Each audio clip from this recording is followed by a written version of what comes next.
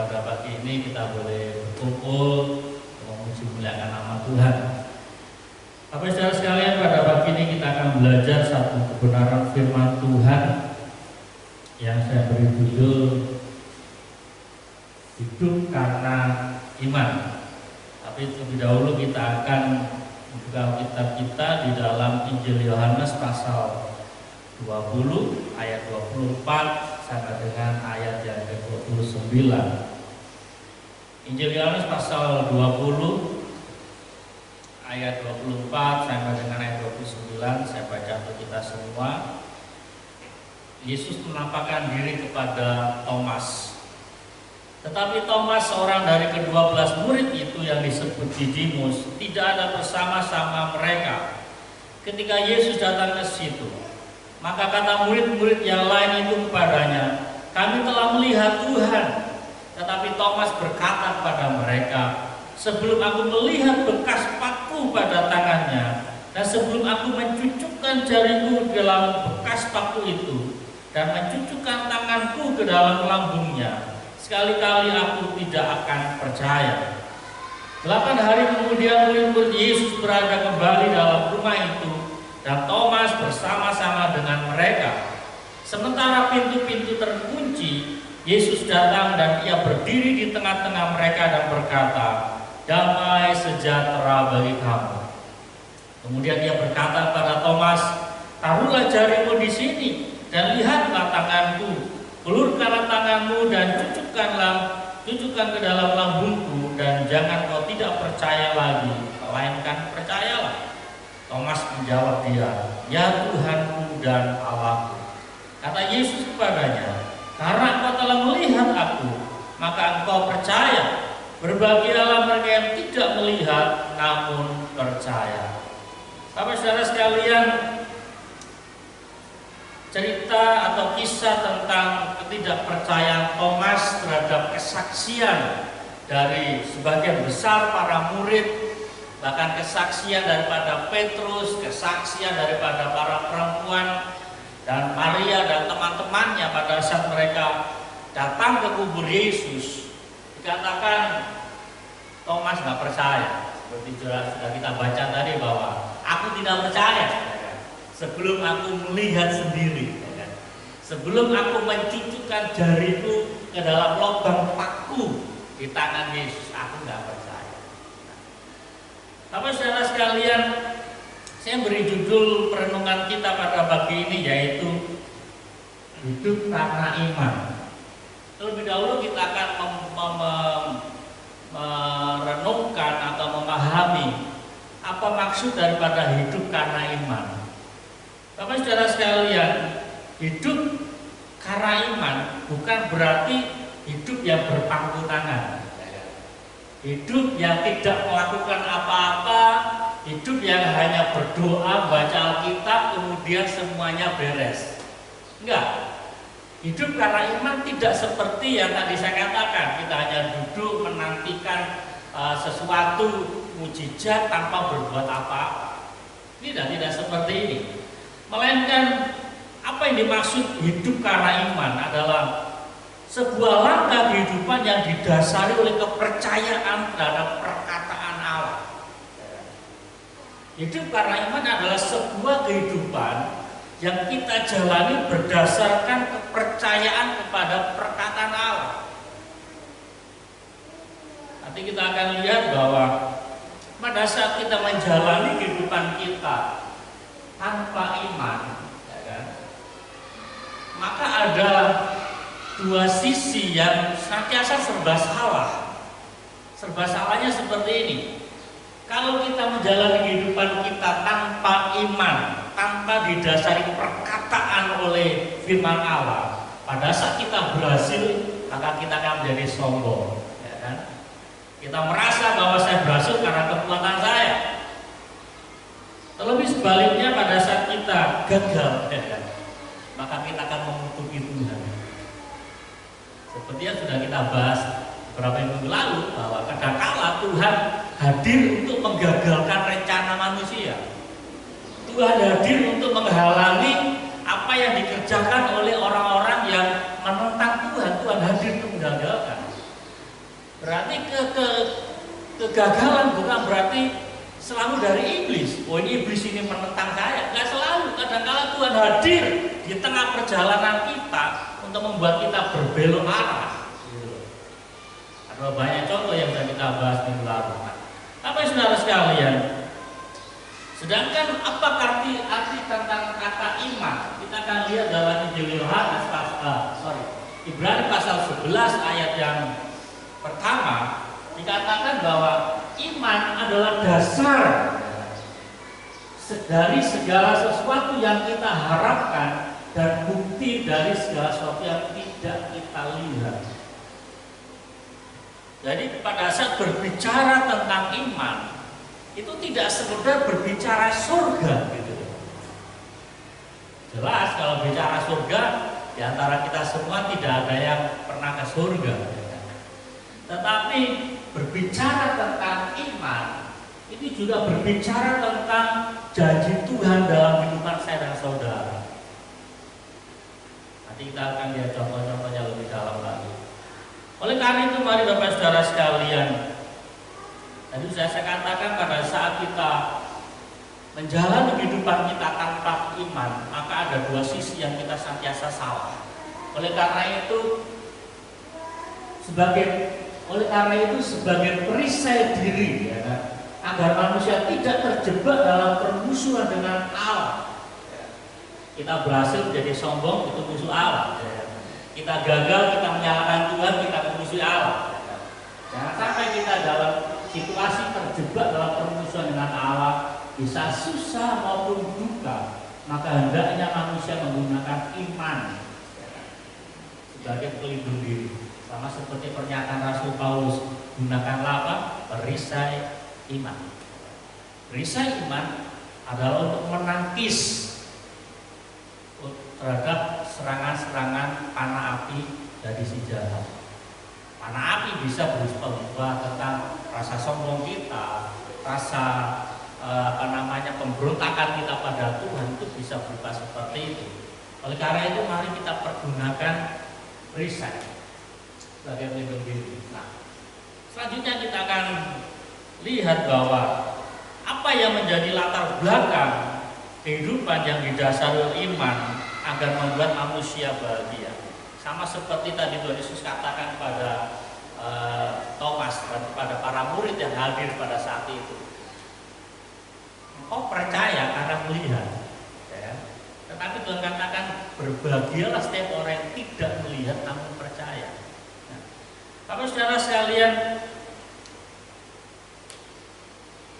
dengan iman mampu menghadapi dan mengalahkan masalah yang gede. Tidak sekedar masalah, tetapi masalah yang besar.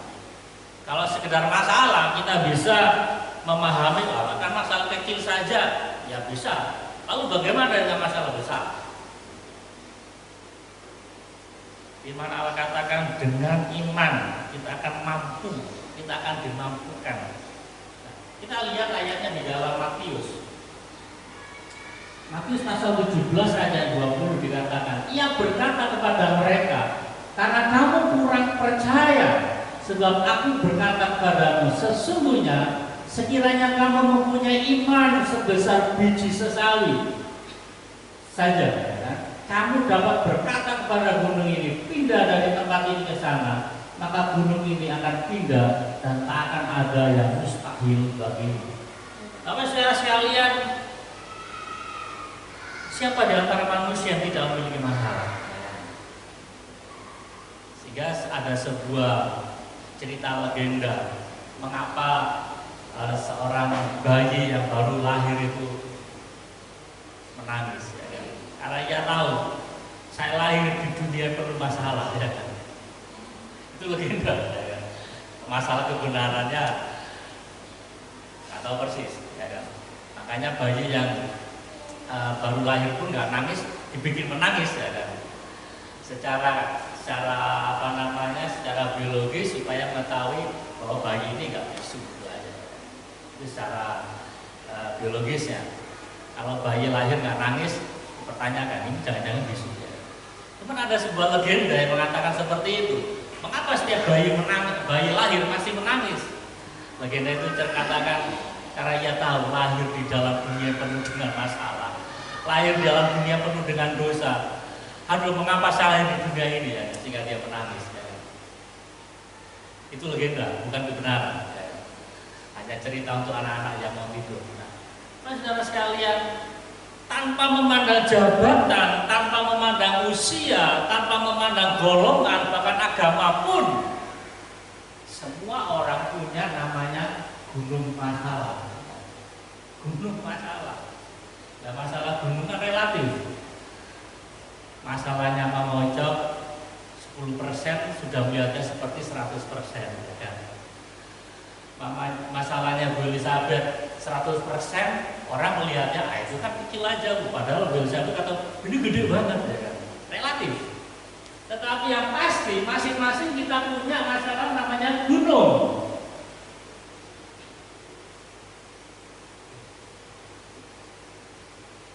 Pertanyaannya adalah bagaimana saudara-saudara bisa katakan memindahkan gunung ini?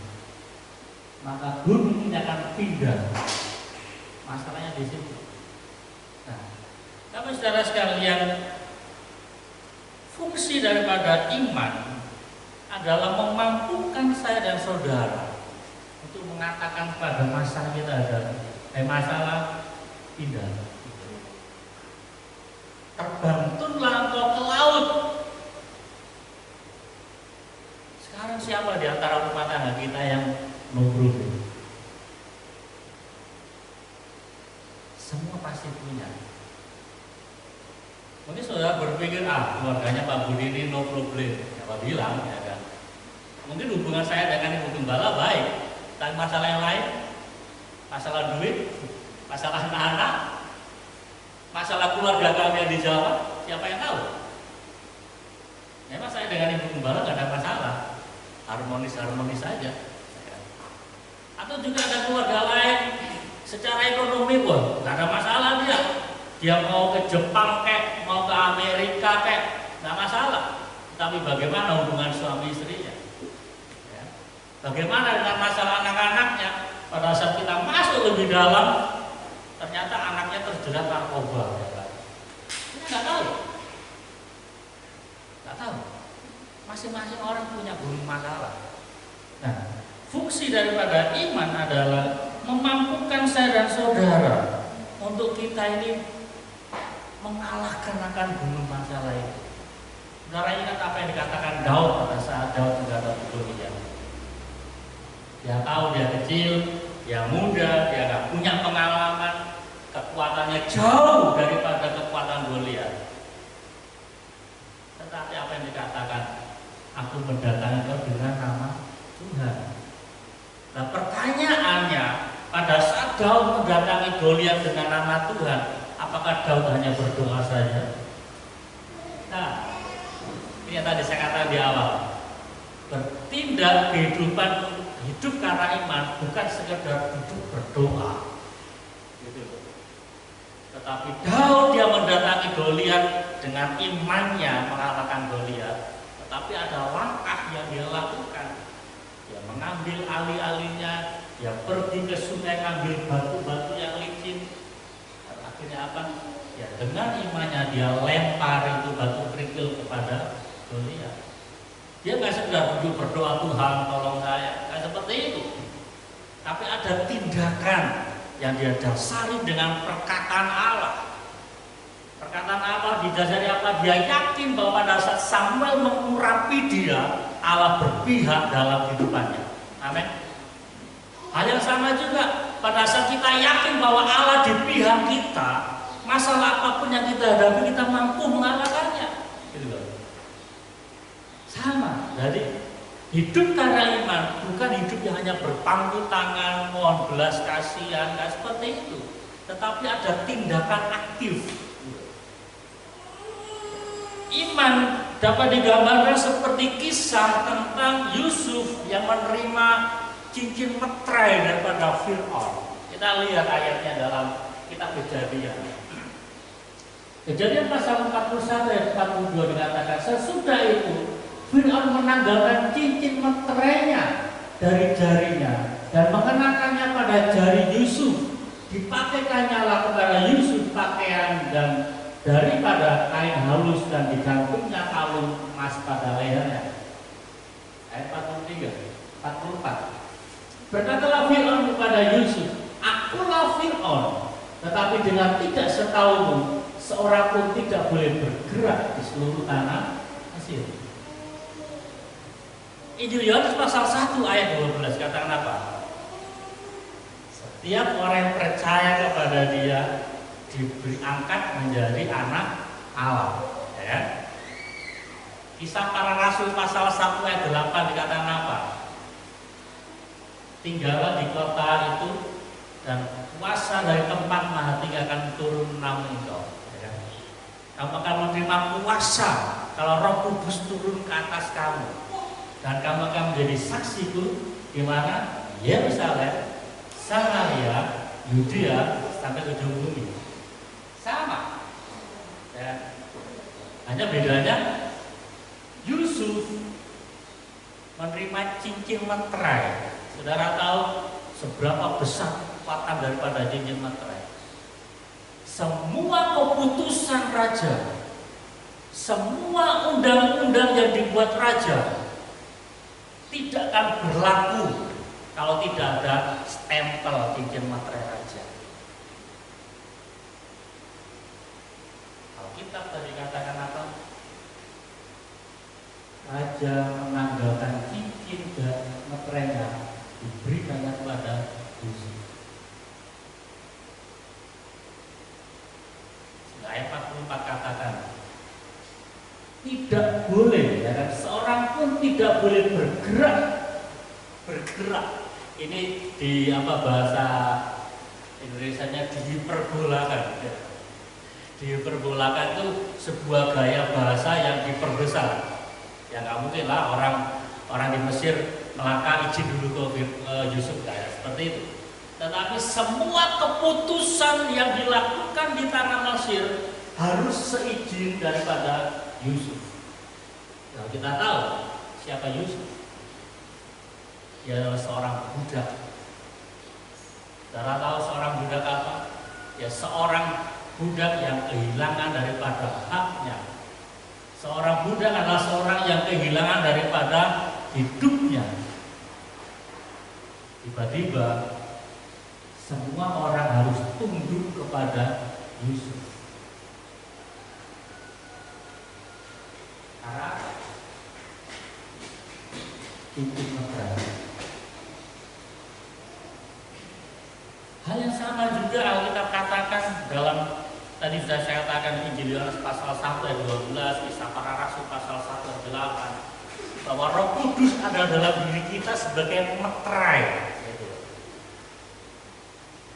Sering saya sampaikan bahwa bersyukur bahwa gereja kita mempercayai akan Allah Tritunggal.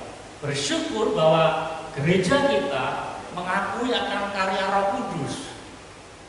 Tetapi yang jadi masalah adalah kita sebagai jemaat Tuhan, seberapa banyak kita mempergunakan cincin meterai tanda kutip. Seberapa banyak kita umat percaya menggunakan iman kita yang besar pada saat kita nggak ada kebutuhan. Permasalahannya ada di situ.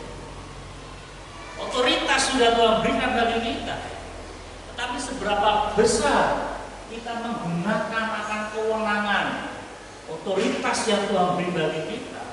Permasalahannya ada di situ. Kita lebih dikuasai oleh ketakutan kita. Kita lebih dikuasai daripada kekhawatiran kita, ataukah iman kita yang menguasai kehidupan kita? Tapi saudara sekalian, pada saat Yusuf dia menerima cincin meterai daripada Raja Fir'aun, bukan untuk gagah-gagahan, bukan sekedar supaya Yusuf dihormati dan ditakuti oleh orang-orang Mesir, tidak sekedar itu.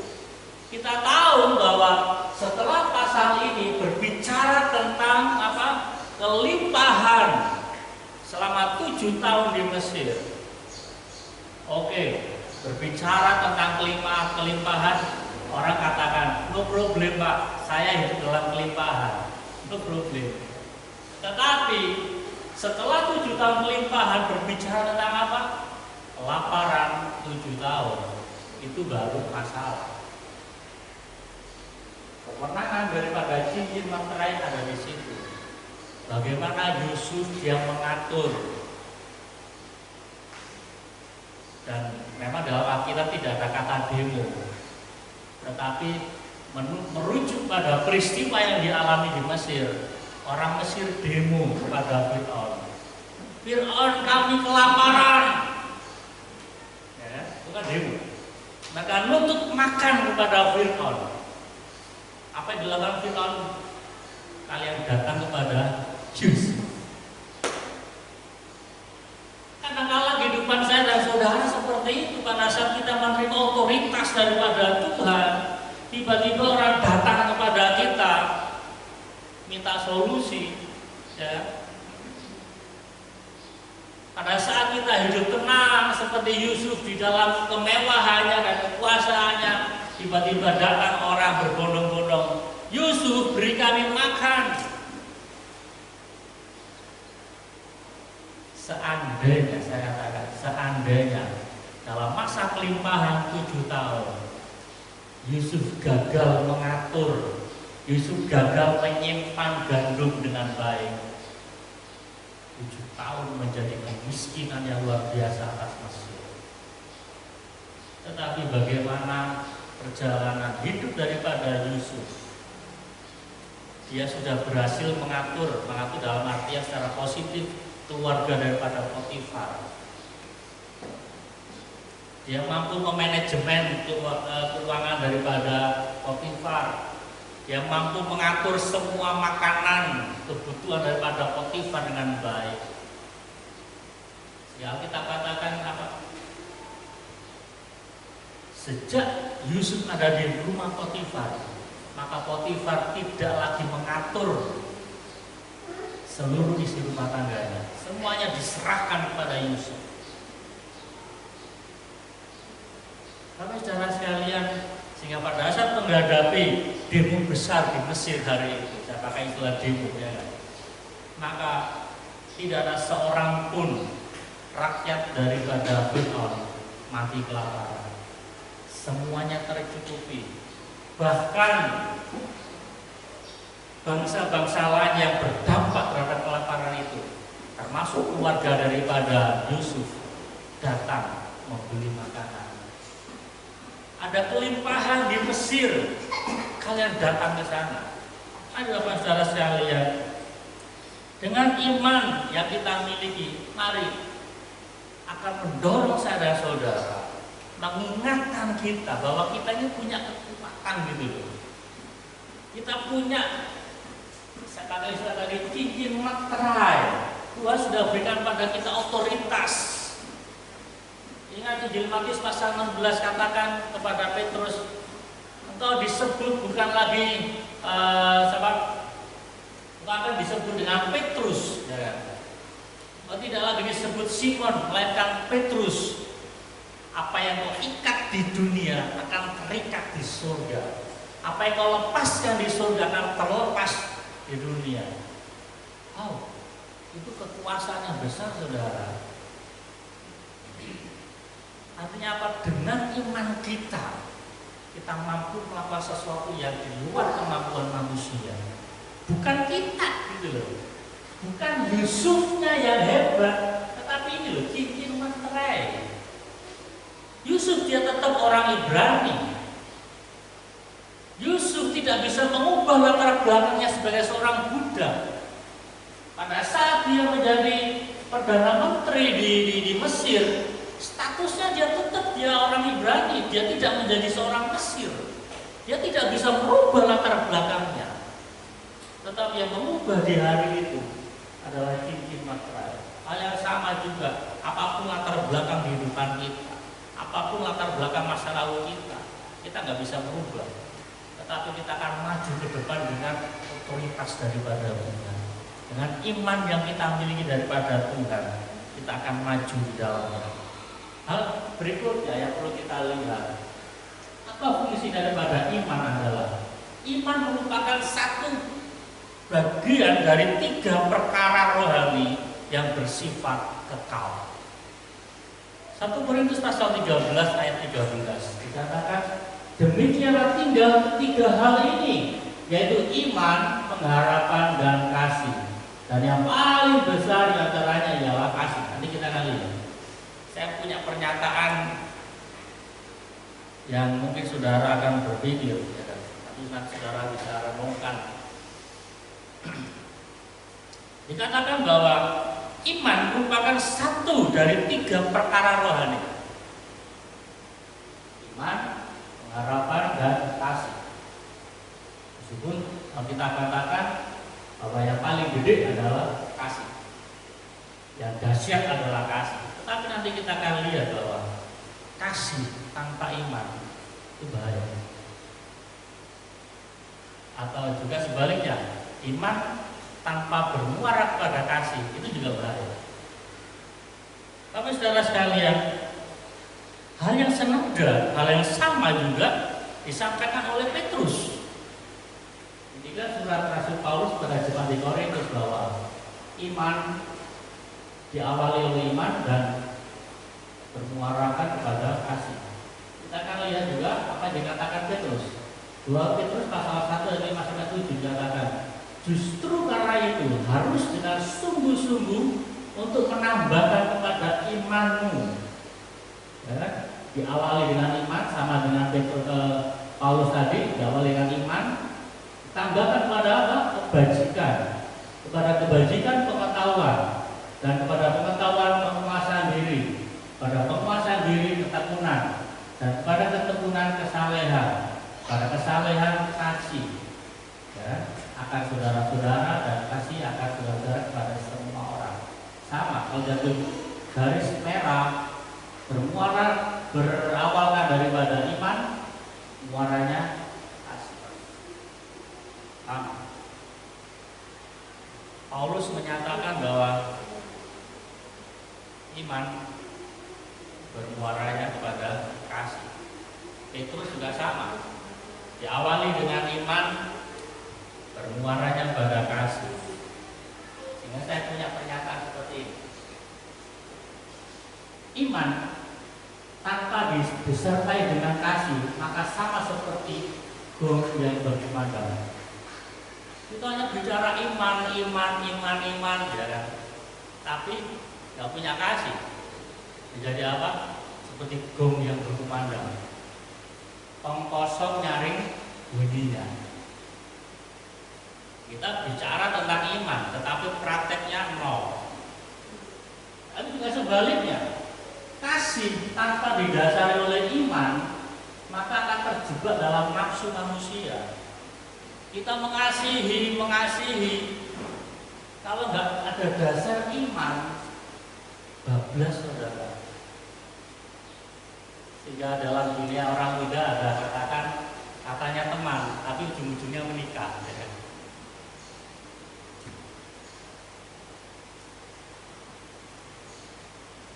Saudara bisa renungkan, iman dan kasih nggak bisa dilepas. Ini sama-sama perkara rohani. Di dalam bahasa Indonesia hanya dikatakan kasih. Dan banyak orang yang bersembunyi di belakang kata kasih bisa jatuh dalam dosa. Aku mengasihi kamu, padahal ada nafsu manusia yang melatar belakangnya. Ada banyak hamba Tuhan jatuh masalah itu. Banyak lah. Gak semua sih. Anak-anak Tuhan juga banyak terjebak di situ. Iman tanpa bermuarakan pada kasih hanya tong kosong, gak ada faedah. Maka kehidupan orang Kristen hanya menjadi omongan semata, gak ada bukti. Tapi juga sama. Kasih tanpa didasari oleh iman yang kuat, maka akan membuat kita jatuh dalam dosa. Oleh karena itu, mari iman dan kasih merupakan satu kesatuan yang tidak bisa dilepas, harus saling mengikat. Ya. itu adalah perkara rohani yang bersifat kekal, bersifat permanen dalam kehidupan seseorang. Perkara selanjutnya yang perlu kita tahu adalah apa yang menjadi latar belakang bahwa iman begitu penting dalam kehidupan saya dan saudara adalah dengan iman manusia dapat berjalan dengan penuh ketaatan. Dengan iman kita masing-masing akan berjalan dengan ketaatan. Ada sebuah contoh tentang Abraham. Dikatakan Ibrani pasal 11 ayat 8 dikatakan, karena iman Abraham taat ketika ia dipanggil untuk berangkat ke negeri yang akan diterimanya, menjadi milik pusakanya, lalu ia berangkat dengan tidak mengetahui. Garis bawahi kata-kata ia berangkat dengan tidak mengetahui tempat yang ia tuju. Iya, gampang saudara. Saudara mau waktu bekerja, ya kamu kerja saja dari jam 7 sampai jam 3 sore tanpa saudara tahu berapa gajinya.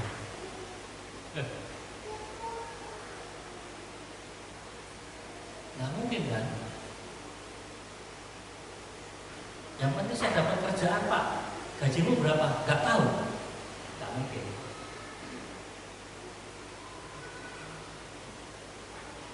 Tetapi di dalam perkara iman berbeda dengan masalah bisnis. Tetapi kadang-kadang dunia bisnis seringkali diterapkan di dalam perkara iman. Sama seperti apa yang dilakukan oleh Thomas tadi ya. Saya katakan itu masalah bisnis. Thomas katakan, sekali-kali aku nggak akan percaya sebelum aku mencukupkan jariku ke lubang aku. Nah, sama seperti ada transaksi, sama saya ada transaksi dengan orang. Saya jual motor saya, kemudian karena masih di servis. Nah, kalau kamu serius kasih DP dulu loh. Kadang kala kehidupan kita sebagai orang percaya, kita ini minta DP pada Tuhan. Tuhan, saya mau melangkah kalau Tuhan kasih DP buat saya. Itu namanya tidak melangkah dengan iman. Abraham dikatakan karena iman Abraham taat meskipun ia tidak tahu di mana tempat yang tuju. Ini bicara tentang masa depan Abraham dan keluarganya. Abraham tinggal dengan keluarganya, dengan orang tuanya di suatu tempat yang namanya Ur Kasdim. Ya. Daerah Ur Kasdim adalah daerah kelahiran daripada Abraham. Ya, waktu itu dia masih disebut Abram. Dan daerah ini penuh dengan penyembahan berhala. Salah satunya adalah dewa bulan. Dan Tuhan berfirman kepada Abraham, kamu keluar dari tanah kelahiran dan pergi ke tempat atau ke tanah yang akan menjadi warisan. Bicara tentang warisan, bagus juga. Tuhan baik, Tuhan kasih warisan buat saya. Tetapi apa yang dilakukan oleh Abraham nggak pernah nanya kepada Tuhan, Tuhan di mana tanah warisanku? Kita banyak mengatakan karena iman Abraham taat ketika ia dipanggil keluar. Di satu sisi dalam kehidupan saya dan saudara secara iman, kita kan nggak pernah nanya sama Tuhan. Pada saat kita dibaptis, Tuhan, saya mau dibaptis, kasih tunjuk dong di mana surga. Ada nggak? Nggak ada. Secara rohani real, secara prinsip kita nggak pernah nanya seperti itu. Tetapi di luar kita, di luar daerah kita, mungkin yang kita nggak tahu, ada orang-orang juga yang bertanya seperti itu. Meskipun jumlahnya nggak banyak. Salah satunya seperti Thomas tadi, memang dia nggak nanya tentang posisi surga, tetapi tentang kebangkitan Yesus. Ya, kalau benar Yesus yang kalian saksikan dia benar hidup, aku nggak akan percaya pada dia kalau aku tidak melihat sendiri. Pernah saya sampaikan dulu waktu kami pelayanan di Kapuas, ada seorang katakan, Pak Budi, kalau saya sudah jadi orang kaya, saya mau masuk ke gereja. Padahal waktu itu orang itu, bapak itu udah berumur sekitar 65 tahun, artinya udah kakek-kakek. Ya saya berdoa supaya ada mujizat. Ya. Tetapi pertanyaannya, apakah Tuhan selalu menjawab hal seperti itu? Apakah Tuhan selalu menjawab apa yang menjadi pertanyaan Thomas? Apakah Tuhan selalu menjawab apa yang menjadi pertanyaan oleh Gideon? Pada saat Gideon akan diutus Tuhan, dia minta tanda. Kan nggak selalu gitu. Kita minta tanda daripada Tuhan, nggak salah. Tetapi apakah harus selalu seperti itu? Mungkin sekali dua kali Tuhan menjawab pada saat kita minta tanda. Tetapi Tuhan menginginkan bahwa kita ini melangkah dengan iman. Alkitab tidak pernah mencatat bahwa Thomas menjadi bapak orang beriman. Gideon tidak pernah dicatat, gitu. Tetapi Alkitab mencatat bahwa Abraham menjadi bapak orang beriman. Karena apa? Dia memiliki ketaatan tanpa dia mengetahui di mana tempat dia mendapatkan tanah warisan. Hari-hari ini dalam kehidupan kita ada banyak hal-hal yang kita tidak mengetahui dalam kehidupan kita. Kita nggak tahu di mana tanah warisan kita secara rohani. Sampai kapan masalah kita akan berakhir dalam kehidupan kita. Tetapi pada saat kita masih taat terhadap firman Tuhan, kita masih rajin mencari Tuhan, kita masih rajin untuk bersekutu dengan Tuhan, meskipun masalah kita masih gede, tetapi kita masih memiliki ketaatan. Itu adalah langkah iman kita orang percaya. Apa saudara sekalian, perkara yang terakhir atau yang keempat adalah dengan iman manusia beroleh pembenaran. Poin terakhir menjadi poin penutup yang sangat penting dalam kehidupan kita, bahwa dengan iman saudara memperoleh sebuah pembenaran atau berbicara tentang keselamatan. Roma pasal 5 ayat yang ke-1. Roma pasal 5 ayat yang ke-1 dikatakan, sebab itu kita yang dibenarkan karena iman, kita hidup dalam damai sejahtera dengan Allah oleh karena Tuhan kita Yesus Kristus. Bapak saudara sekalian,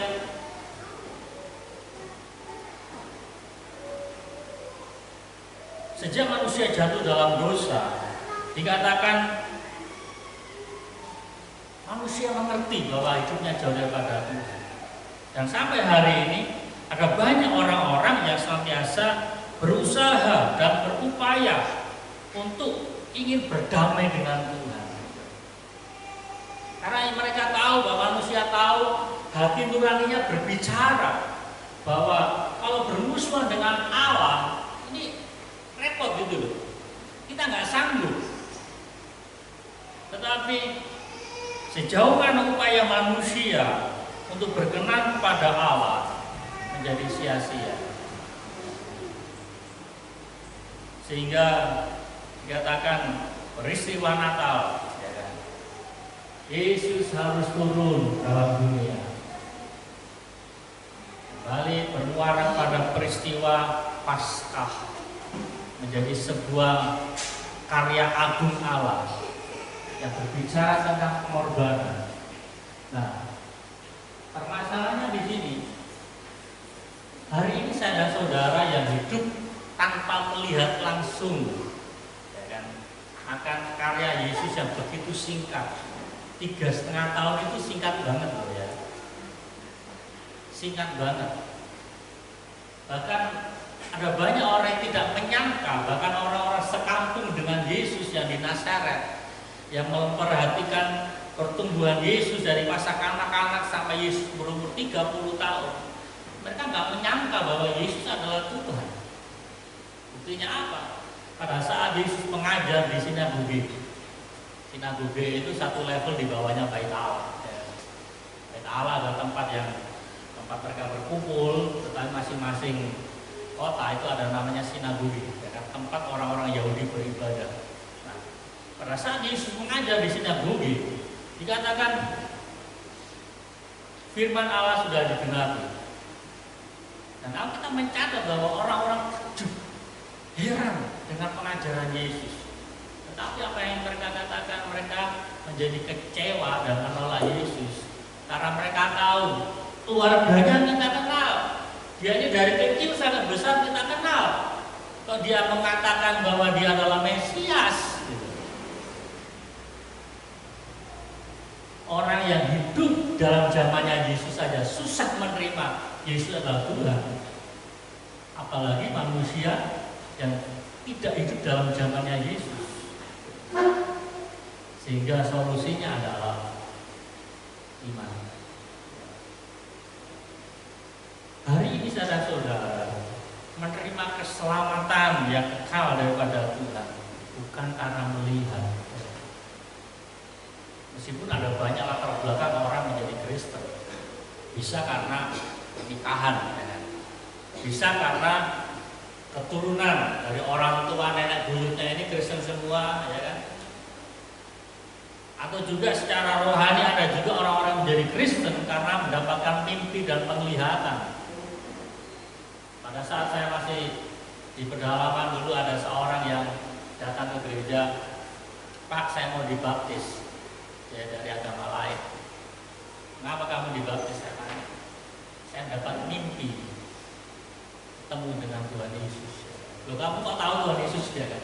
Iya, saya lihat di rumahnya orang Kristen ada gambar Yesus. Itu sama seperti yang saya lihat dalam mimpi. Tetapi pertanyaannya, apakah semua orang yang mendapat mimpi berjumpa Yesus menjadi seorang Kristen? Apakah semua orang yang disembuhkan dalam sebuah mujizat KKR macam-macam, apakah semuanya menjadi seorang Kristen dan percaya pada Tuhan? Tidak semua. Bahkan dalam kalangan pelayanan kami ada banyak orang disembuhkan dalam pelayanan, menyamakan kami ini seperti dukun. Ayo kalau sakit datang ke pendeta, nanti didoakan sembuh. Kalau ke pendeta kan enak, gratis ya kan?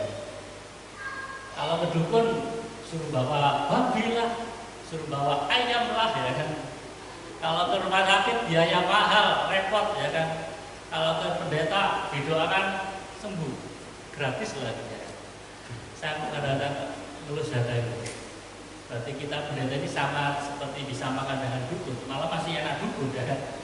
Dukun bisa dapat persembahan-persembahan. Tidak semua saudara orang yang disembuhkan itu menjadi percaya pada Tuhan.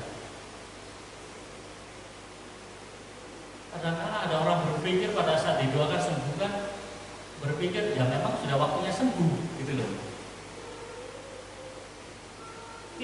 Tidak mengerti bahwa yang menyembuhkan adalah Tuhan, kuasa Tuhan. Tidak berpikir seperti itu. Kalau bukan karena iman, maka seseorang tidak akan menerima pembenaran daripada Tuhan. Saya akhiri firman Tuhan dengan kalimat ini. Tanpa iman, maka seseorang tidak mungkin menerima pembenaran untuk bidangnya dengan Allah. Seseorang bisa menerima mujizat, bisa. Tetapi untuk menerima pembenaran harus diperlukan namanya iman. Namanya bisa orang sembuh bukan karena iman. Saudara ingat cerita tentang 4 orang sahabat? Apa Yesus katakan? Yesus melihat iman 4 orang itu.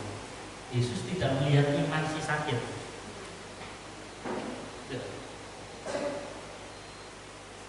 Jadi kalau orang disembuhkan belum tentu dia beriman. Bisa jadi iman daripada si pendoa itu bisa iman daripada keluarga yang membawa dia itu.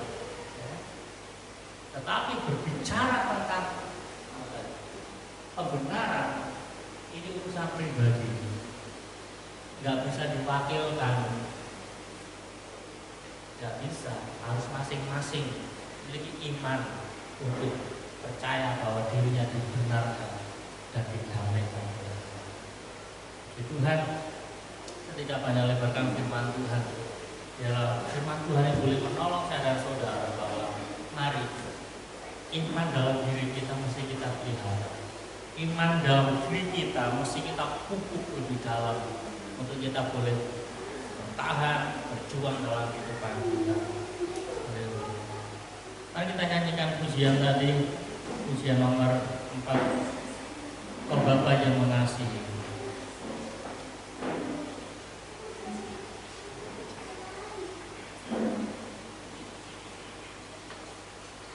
Saudara kita semua bangkit berdiri, nyanyikan pujian Oh Bapa yang mengasihi. Kuasamu memulihkan hidup.